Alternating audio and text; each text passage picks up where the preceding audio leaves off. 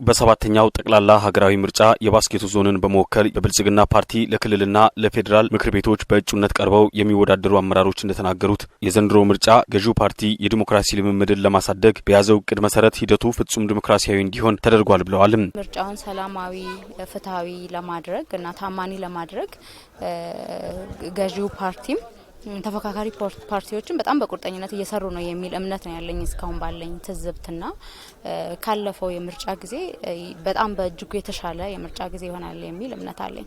በክልላችን የተፈካካሪ የፖለቲካ ፓርቲዎች የጋራ ምክር ቤትም አለ።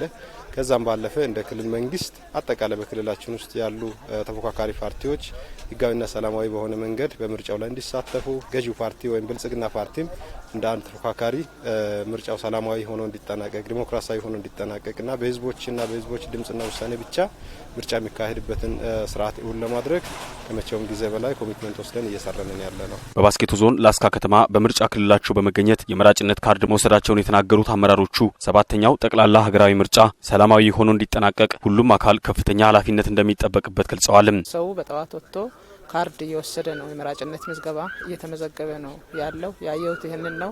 እኔም ያው እዚሁ አካባቢ ላይ ተወዳዳሪም ስለሆንኩኝ እጩም ስለሆንኩኝ እዚህ በታጨውበት ምርጫ ጣቢያ ላይ ተገኝቼ የመራጭነት ካርድን ወስጃለሁ። ፓርቲው አምኖብኝ በሚቀጥለው በ2018 ምርጫም ድጋሚ ህዝቤን ወክዬ እንድወዳደር እድል ሰጥቶኛል።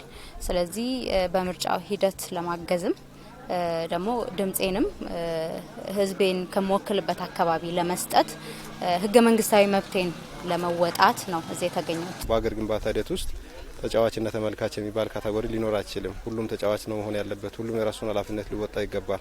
የምንመኛትን ኢትዮጵያ ሰላም የሰፈነባት ዲሞክራሲ የተረጋገጠበትን አገር ለመገንባት እውን ለማድረግ እኔ እንደ ዜጋ ኃላፊነት አለብኝ። ስለዚህ ሁሉም ዜጋ፣ ሁሉም የክልላችን ነዋሪዎች፣ ሁሉም የባስኬቶ ዞን ነዋሪዎች ካርድ በመውሰድ በመጪው ምርጫ ላይ በነቂስ በንቃት ሊሳተፉ ይገባል። ሌላውና ትልቁ ምርጫው ሰላማዊ መሆን አለበት። በዚህ ሂደት ውስጥም ህዝቡ ትልቅ ኃላፊነት ነው ያለበት።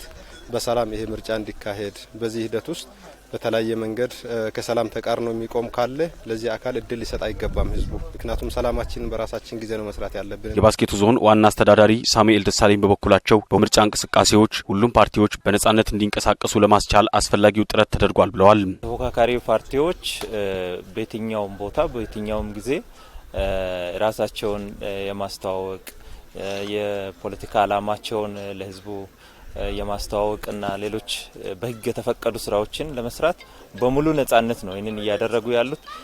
ገዢውን ፓርቲውም በተመሳሳይ ህግ ያስቀመጠውን አካሄድ ተከትሎ ራሱን የሚሰራቸው ስራዎች አሉ። እንደ መንግስት ሁሉን ነገር ፍትሃዊና ነጻና ገለልተኛ ሆኖ ይሄ ምርጫ በሂደትም በውጤትም የተሻለ ሆኖ እንዲጠናቀቅ ትልቅ ትኩረት ሰጥተን እየሰራን ያለንበት ሁኔታ ነው ያለው። የባስኬቶ ዞን ልዩ የምርጫ ክልል የህዝብ ተወካዮች ምክር ቤት እጩ ሆነው የቀረቡት ዶክተር ኤልያስ አሰፋ ዜጎች የመራጭነት መብታቸውን የሚያረጋግጡበትን ካርድ በወቅቱ እንዲወስዱ አሳስበዋል። እድሜያቸው ከ18 ዓመት በላይ የሆነ ሰው ካርድ በመውሰድ ራሱ የሚበጀውን መንግስት የመምረጥ ግዴታም ስለሆነ ነው እኔም ዛሬ ተገኝቼ የራሴን ዜግነት ግዴታ ለመወጣት በተወለድኩበት ትውልድ አካባቢ መጥቼ ዛሬ ልክ መንግስት የኔን የሚበጀኝ የኔን ያሳጅኝ ያልኩት መንግስት ለመምረጥ እዚህ መጣሁት ማለት ነው። የመራጭነት ካርዳቸውን ሲወስዱ ያነጋገርናቸው ሌሎችም ከፍተኛ አመራሮች በበኩላቸው እድሜው ለምርጫ የደረሰ ማንኛውም ነዋሪ የመራጭነት ካርዱን በወቅቱ እንዲወስድ ጥሪ አቅርበዋል። እኔም ራስን ድምጽን ሰጥቼ መንግስት እንዲመሰረት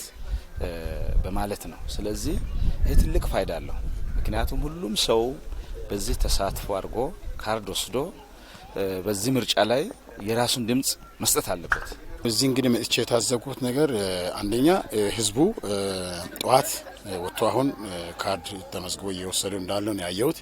ሁለተኛ የአየር ሁኔታው ትንሽ አስቸጋሪ ስለሆነ ምናልባት የሚቀያየር ሊሆን ይችላል። የከሰዓትም ጠዋትም አጠቃላይ ማህበረሰቡ በነጻነት ወጥቶ በራሳቸው አደረጃጀት መጥቶ ካርድ እየወሰዱ ነው ያለው። ቀጣይ በዚህ ሁኔታ ከሄደን እዛ አካባቢ ያየነው ነገር ውጤታማ እንደመሆን ነው የታዘብነው።